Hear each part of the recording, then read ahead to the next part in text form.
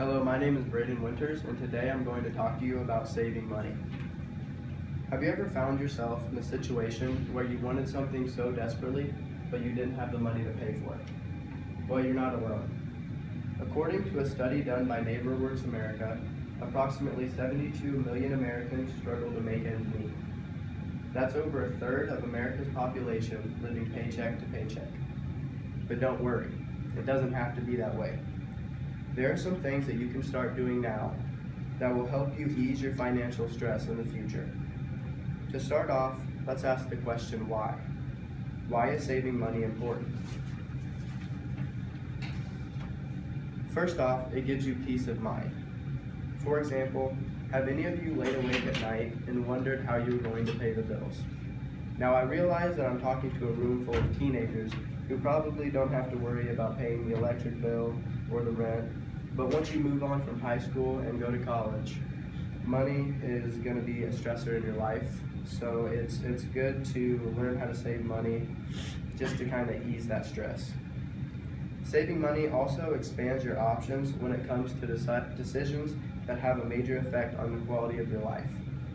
An example of this would be buying a house. If you were smart with your money, you would most likely be able to afford a nicer home than someone who was maybe not so smart and maybe a little bit carefree with their money. Saving money is also very important when it comes to your future.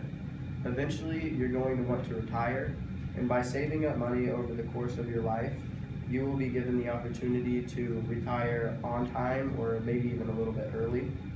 And when you retire, you're not going to have that income coming in anymore, so it'll be nice to have maybe a little bit of extra money to live on. And having a safety net is another great example of why saving money is so important. At some point in your life, there's going to be some sort of unexpected expense come up that you will need to pay for. Whether that be out-of-pocket medical expenses, a leaky roof that needs to be fixed, or even a loss of a job. If you were to lose your job, you wouldn't have that money coming in that you were used to, but those bills would still be piling up. So it's a good idea to save money so that when those unexpected expenses arise, you have something to fall back on.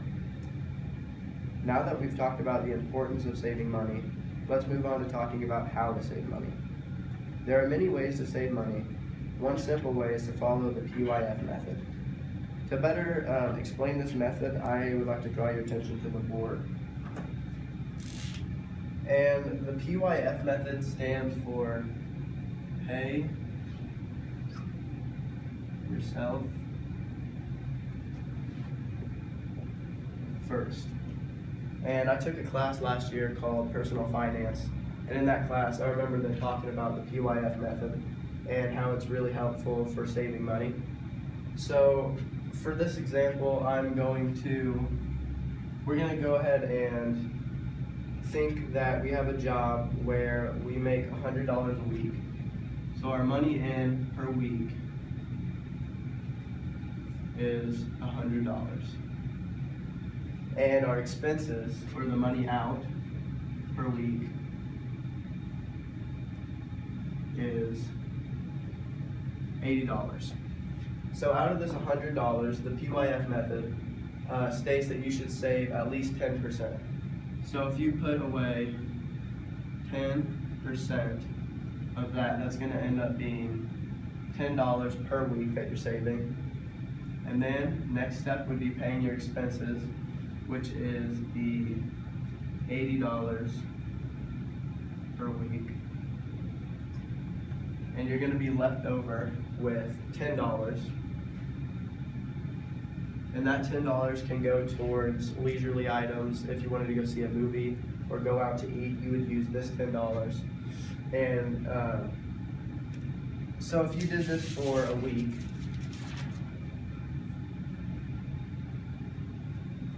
you would have $10 saved. If you did it for 1 month, you would have about $40 saved. If you did it for a year, you would have about $520 saved. And then if you did it for 10 years, and we're assuming that you wouldn't have to take any money out of this to pay for medical expenses or anything like that, you would have $5,200 saved up just from 10 years. And if you were to start a savings account in the beginning where you were putting your money in, that would add an additional 2% of interest that compounds every year.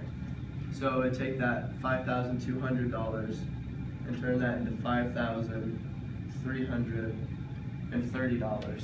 So just by putting it in a savings account, you would be making an extra $130 over the course of 10 years.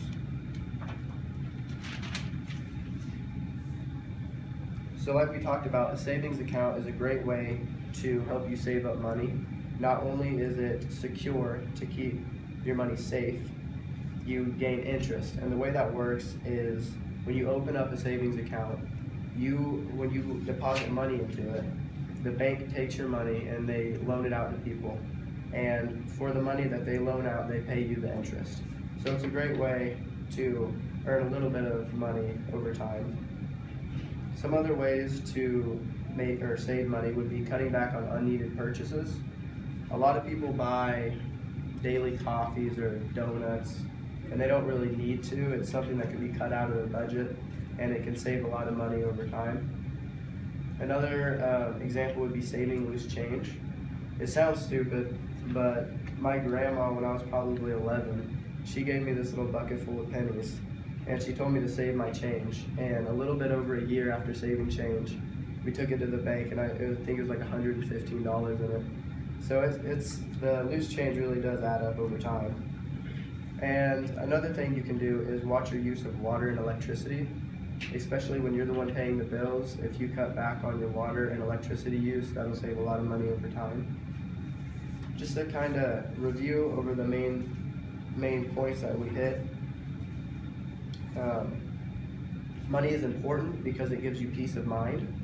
It expands your options on what you can buy. It will help you retire, and it gives you a safety net, something to fall back on. Some ways to save money is the PYF method, the pay yourself first method, creating a savings account, cutting back on unneeded purchases, saving loose change, and then watching your use of water and electricity. I hope that over the course of this speech, I was able to teach you that you can buy the things you want and create a stable future for yourself and your family by simply saving money. Thank you.